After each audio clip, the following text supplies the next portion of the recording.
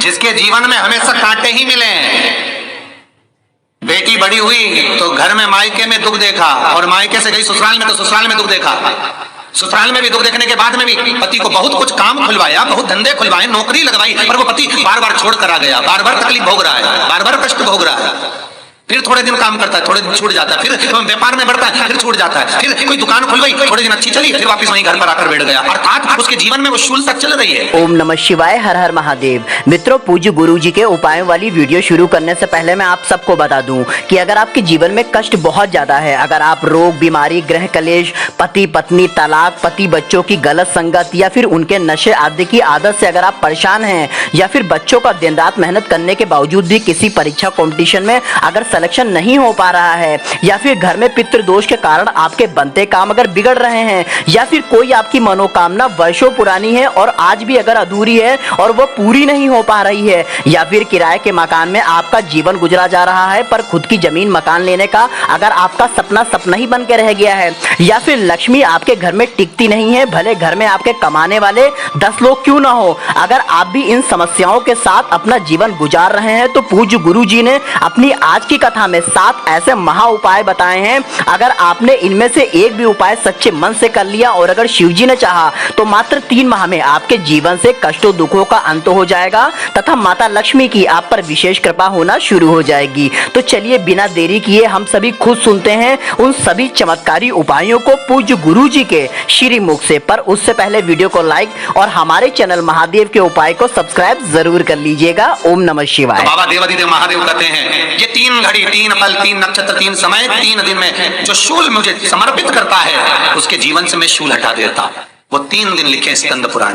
बैसाख महीने में जो प्रदोष आती है, बैसाख के महीने में बहुत ध्यान से सुनना भाई, जो अपनी जिंदगी से बहुत तंग आ गए हो, परेशान हो गए हो, कष्टमय जीवन जी रहे हो, बहुत दुखी हो गए हो, उनके लिए ये स्कंद पुराण का चरित्र फिर मिले ना मिले आप प्रेम से सुन लो। आओ, पहला बैसाख महीने की प्रदोष, चाहे वो शनिचरी प्रदोष हो, चाहे रविवार की हो, सोमवार की हो, मंगल की हो, बुधवार की हो, गुरुवार की हो, शुक्रवार की हो, शनिवार की हो, कोई भी वार की हो, पर बैसाख महीने की प्रदोष, प्रदोष काल में शाम का समय सूर्य डूब रहा हो, बस डूबा ही हो, और उस समय पर सूर्य के डूबन के तुरंत बाद बाबा को धतूरे के साथ में बेलपत्री ना चढ़ाते हुए बेलपत्री के वृक्ष के 7 कांटे बाबा के शिवलिंग पर समर्पित करे जाते हैं महाराज, अपनी जिंदगी में अड़चनों को हटाने के लिए।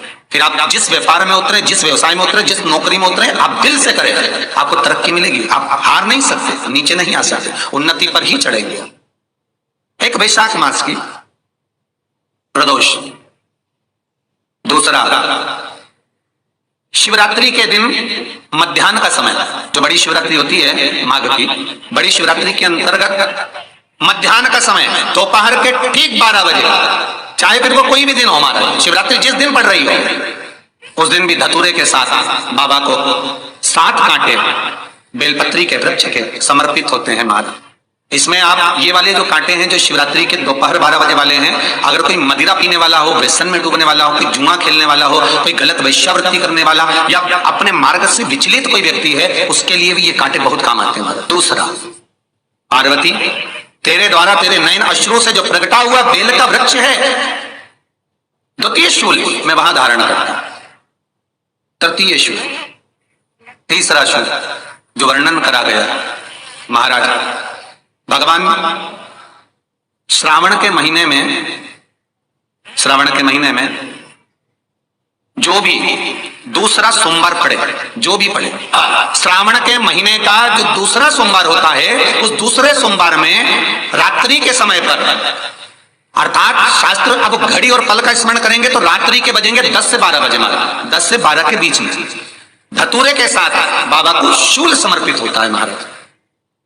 ये भी हमारी बाधाओं को, हमारी तकलीफों को, व्यापार व्यवसाय के लिए, नौकरी सर्विस के लिए, बहुत सारे एग्जाम में आप बैठ लिए, गवर्नमेंट एग्जाम के लिए बैठ लिए, नहीं हो रहा, ये 3 बार मेरे शंकर को बेलपत्री के वृक्ष के शूल समर्पित होते हैं, उसका आनंद पाना और उससे अपने को सुख प्राप्त करना। कि बाबा भोलेनाथ जी के नयन अश्रु से जो प्रकट हुआ वो रुद्राक्ष का पौधा है, माता पार्वती के नयन अश्रु से जो प्रकट हुआ वो बेलपत्री का पौधा है, और उमा और महेश, जिस महेश के वंशज है महेश्वरी, जिनकी 12 धाम प्रगति है भगवान महेश के द्वारा। दोस्तों वीडियो के अंत तक बने रहें और हमारे चैनल महादेव के उपाय को सब्सक्राइब जरूर उमा और करें। महेश का जो चरित्र है कि उमा और महेश का जब प्रागट्य हुआ, उमा और महेश जब दोनों आनंद में विभोर होकर जब चलते हैं और दोनों के बैठने से तप मुद्रा से जो पौधा उत्पन्न होता है वो शमी का पौधा है, शमी का पौधा। तो एक बात ध्यान रखिए, शिव जी के द्वारा जो निर्मित हुआ उसमें कोई शूल नहीं है, उसमें कोई कांटे नहीं है। पार्वती के द्वारा जो निर्मित हुआ बेलपत्री का पौधा, उसमें कांटे हैं। और पार्वती के मिलन से भी जो उत्पन्न हुआ है शंकर के साथ में, उसमें भी कांटे हैं। शमी के पौधे में भी कांटे, शमी के वृक्ष में भी कांटे। तो पार्वती जी स्कंद पुराण में प्रश्न कर रही है भोलेनाथ जी से कि प्रभु मुझे ये बताओ कि आपके द्वारा जो निर्मित हुआ उसमें शूलता नहीं है, पर मेरे द्वारा जो निर्मित हुआ उसमें शूल क्यों आया, उसमें कांटा क्यों आया। थोड़ा सा माताओं, मेरी जीजियों, आपको थोड़ा बुरा तो लगेगा इस प्रसंग को सुनकर, पर लग जाए, पर आज कथा निकली है तो सुन लो कि शिवजी जिस रुद्राक्ष को उत्पन्न कर रहे हैं उसमें शूलता नहीं है, पर पार्वती जी जो संग में मिली हैं उसमें भी शूलता है, और पार्वती के द्वारा जो प्रकट हुआ बेलपत्र उसमें भी शूलता है। तो भगवान महादेव बोलते हैं पार्वती मैं तुझे कुछ कहूं और कहने पर तुझे तेरे हृदय में कोई बात चुभे, शूल लगे तो मुझे ठीक नहीं लगेगा। नहीं नहीं नहीं, आप कहिए प्रभु, मैं सुनने के लिए तैयार हूं, आप तो बोलो कि कारण क्या है। भगवान कहते हैं पार्वती बस अंतर इतना है, नारी का जो स्वभाव होता है, स्त्री का जो स्वभाव होता है, उसके हृदय में छोटी छोटी बात के शूल बहुत होते हैं। जेठानी ने ये कह दिया, देवरानी ने ये कह दिया, तुम्हारी मम्मी ये बोल दी, तुम्हारे पापा ने ये कह दिया, तुम्हारी बहनों ने ये कह दिया, तुम्हारे भाई ने ये कह दिया, तुम्हारे रिश्तेदार ने ये बोल दिया। ये नारी के भीतर ये शूलता रहती है। तो पार्वती जी बोली कि जितना तप आपने करा उतना तप मैंने करा, और जितनी साधना आपने करी उतनी साधना मैंने करी, और जितना आराधना दिल से आपने करी उतनी आराधना दिल से मैंने करी, फिर इसमें शूलता कहां से आ गई। भगवान शिव बोले बस पार्वती बात इतनी सी है कि जब मैं आराधना करने बैठता हूं तो मेरी दृष्टि में सम्मुख में कुछ नहीं होता। जब मैं आराधना करने बैठता हूं तो मेरी दृष्टि में मेरे सम्मुख में कुछ नहीं होता कि कौन ने क्या करा है, कौन ने क्या बोला है, कौन क्या कर रहा है, उससे मुझे मतलब नहीं होता, उससे मुझे कोई मतलब नहीं। पर पार्वती जब तू आराधना करने भी बैठती है ना तो तेरी चित्त वृत्ति में कहीं ना कहीं किसी ना किसी रूप में कोई शूल आ ही जाता है। कई माताओं की आदत देखी साहब, भगवान की सेवा करने बैठी है तो भी भीतर थोड़ा सा शूलता भरी हुई है। महाराज बताओ, इतने सारे भगवान इकट्ठे कर लिए, मैंने बोला था बहू से कि वहां रख लेती है, बताओ इतने सारे यहाँ पर लाकर रख दिए हैं, अब इसकी सेवा करना पड़ रही है, अब ये करना पड़ रहा है। प्रसाद लेने के लिए रसोई घर में गई, भगवान का भोग लगाने के लिए, तो उसमें भी शूलता आ गई। इतने घंटों से मैं सामान ढूंढ रही, फ्रिज में मिल ही नहीं रहा, मैंने रख के गई थी, भगवान जाने कहाँ चले गए। भगवान को वस्त्र पहना रही है तो शूलता है, अलमारी का ड्रॉज खोला, इसमें मैंने सामान रखा था, ना जाने भगवान का श्रृंगार कहाँ चले गया, कौन ने हाथ लगाया, फिर शूलता आ गई। भोजन करने बैठे तो शूलता है, कोई कार्य के लिए जा रहे हो तो शूलता है। अर्थात कहीं ना कहीं नारी के जीवन में शूलता बनी हुई है। और पार्वती जब तुम भजन करो, तप करो, साधना करो, भक्ति करो, उसमें शूलता नहीं होना चाहिए। पार्वती जी ने कहा भोलेनाथ तो क्या आप मुझे स्वीकार नहीं करेंगे बेलपत्री के रूप में, क्या मुझे स्वीकार नहीं करेंगे शमी पत्र के रूप में। पद्म पुराण, स्कंद पुराण, लिंग पुराण, नर्मदा पुराण और शिव महापुराण, ये सारी पुराणे वर्णन करती है। पार्वती जी का खंड आनंद वर्षक कर रहा है, वर्णन कर रहा है, पार्वती खंड वर्णन कर रहा है, सती खंड वर्णन कर रहा है, उमा संहिता वर्णन कर रही है। क्या आप मेरा ये बेलपत्र का स्वरूप आप धारण नहीं करेंगे, इसमें शूलता इसलिए। भगवान कहते हैं नहीं नहीं, धारण तो करूंगा। श्री शिवाय नमस्तुभ्यं। आराधना में तुम लीन हो। महाराज दुनिया के लोग नहीं समझते कि शंकर पर जल चढ़ाने का क्या लाभ है। शिव महापुराण कहती है, अगर एक दिन शिव महापुराण की कथा कहती है सोमवार के दिन भगवान शंकर को अगर जल चढ़ाया जाता है तो घर में तेज लक्ष्मी प्राप्त होती है। क्या मिलती है? तेज लक्ष्मी। केवल एक बेलपत्र का वृक्ष कैसा होता है जिस वृक्ष के नीचे माता लक्ष्मी शाम के समय पर कुंवारी लगाने के लिए जाती है, झाड़ू लगाने। बेलपत्र के पेड़ पर जिसके यहाँ लक्ष्मी नहीं मिलती हो, पैसा घर में नहीं आता हो, बहुत चिंता लगी रहती हो, लक्ष्मी से जुड़ी हुई, व्यापार से जुड़ी हुई, पैसा आ ही नहीं गया, बहुत मेहनत कर रहे हैं। सोमवार की सोमवार 5 सोमवार बेलपत्री के पेड़ के नीचे एक घी का दिया लगाना चालू कर दीजिए। शाम के समय थोड़ी सी मिट्टी बेलपत्री के पेड़ के नीचे की उठा कर लिया, घर के अंदर लाकर इतनी सी मिट्टी लाकर पटक दीजिए। 5 सोमवार करके देखो, छठे सोमवार करने की जरूरत नहीं पड़ेगी, व्यापार अपने आप बढ़ना चालू कर जाएगा। लक्ष्मी शाम के समय पर प्रतिदिन बेलपत्र के पेड़ के नीचे कुंवारी लगाकर। शंकर भगवान की प्रियता बेलपत्र, पहले भी कथा में कहा, फिर कहते हैं जिस व्यक्ति के जीवन में धन, संपदा, वैभव, सत्ता, लक्ष्मी की थोड़ी भी कमी दिखती हो, उसको बेलपत्री के वृक्ष का पूजन चालू कर देना चाहिए। जाओ सोमवार के दिन बेलपत्र वृक्ष के नीचे जल चढ़ाकर, जल का सिंचन कर कर, उसी बेलपत्र के नीचे शाम के समय पर संध्या काल में, प्रदोष काल में भगवान देवाधिदेव महादेव गौरी शंकर का स्मरण करो। सब्सक्राइब करें हमारे चैनल महादेव के उपाय को, बेल आइकन दबाएं ताकि आप अपडेटेड रहें हमारी हर एक वीडियो से। बेलपत्र की जड़ की और बेलपत्र की तना की और बेलपत्र के वृक्ष की और तुम्हारा मुख हो। कोई आसन नहीं, कोई आसन नहीं, केवल बेलपत्र के वृक्ष की और तुम्हारा मुख हो।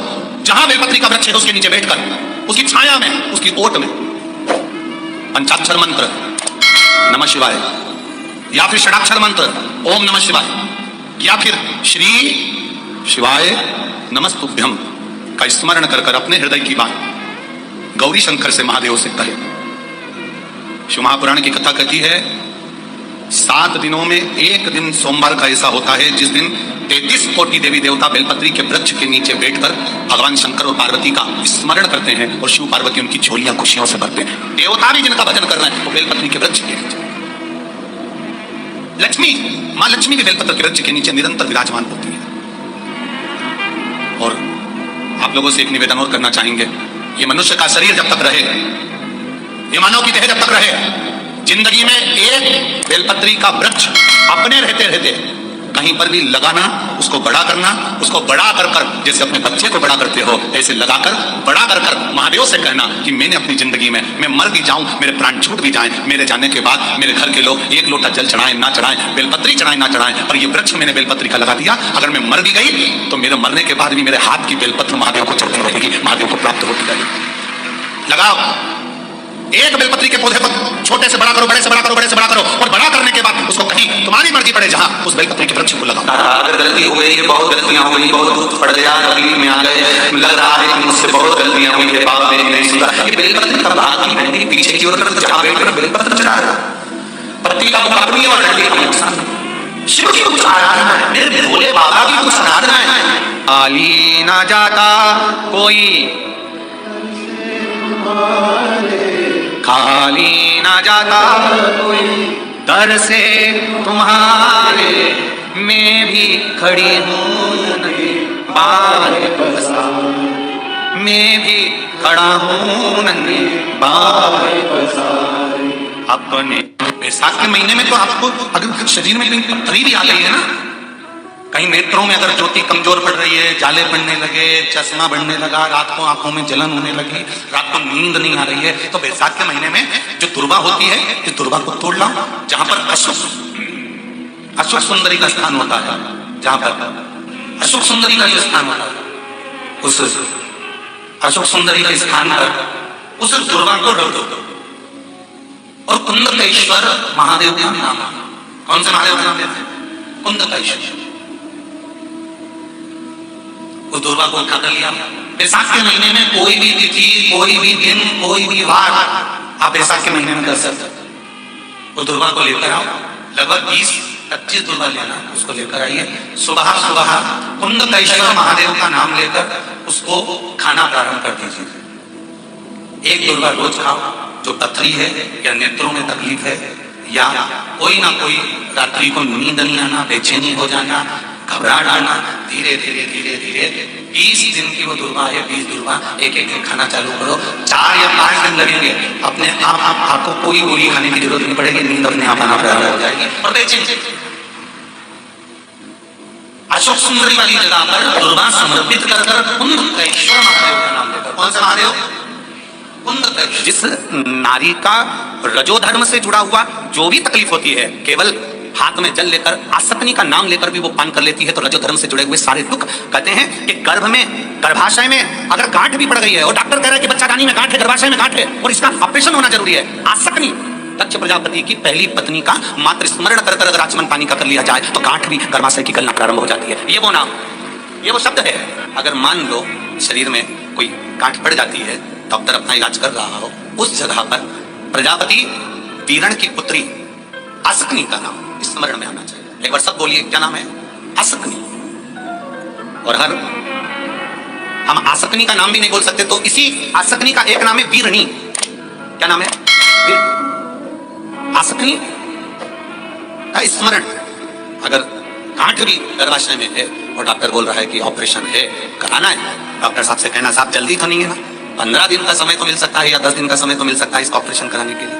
फिर आसकनी का नाम लेकर शिव जी के शिवलिंग पर जब हम बेलपत्र समर्पित करें तो ये डंडी का मुख जब हम शिव जी को चढ़ाते हैं तो इस डंडी का मुख हमेशा हम उधर रखते हैं।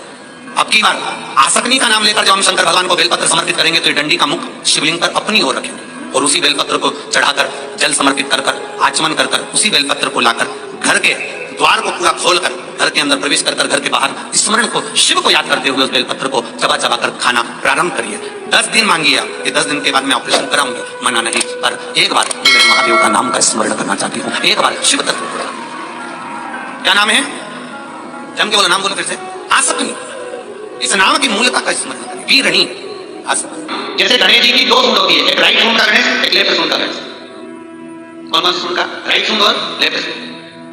राइट सूंड का गणेश घर में होना चाहिए और लेफ्ट सूंड का गणेश आपका कोई ऑफिस हो जहां से आप अपना धंधा कर रहे हैं, नौकरी कर रहे हैं, सर्विस कर रहे हैं, काम कर रहे हैं, बिजनेस कर रहे हैं, या आपने कोई कुर्सी के ऊपर बैठते हैं किसी कमरे में जाकर, उस कमरे के अंदर लेफ्ट सूंड का गणेश होगा तो आपकी तरक्की को, आपकी उन्नति को दुनिया में कोई नहीं रोक सकता। और अगर जिस स्थान पर बैठकर आप बिजनेस कर रहे हैं, कमा रहे हैं, उस स्थान पर राइट सूंड का गणेश होगा तो आपकी तरक्की नहीं, वहां लेफ्ट सूंड का गणेश होना चाहिए। और घर में जब के बोलो राइट सूंड, राइट सूंड का गणेश। खाली ना जाता कोई, खाली ना जाता कोई, दर से तुम्हारे मैं भी खड़ी हूँ नंदी बारे बसा, मैं भी खड़ा हूँ नंदी बारे। मित्रों, वीडियो को लाइक और हमारे चैनल महादेव के उपाय को सब्सक्राइब जरूर कर लीजिएगा, आगे भी ऐसी ही मनोकामना पूर्ति उपायों के लिए। ओम नमः शिवाय, हर हर महादेव।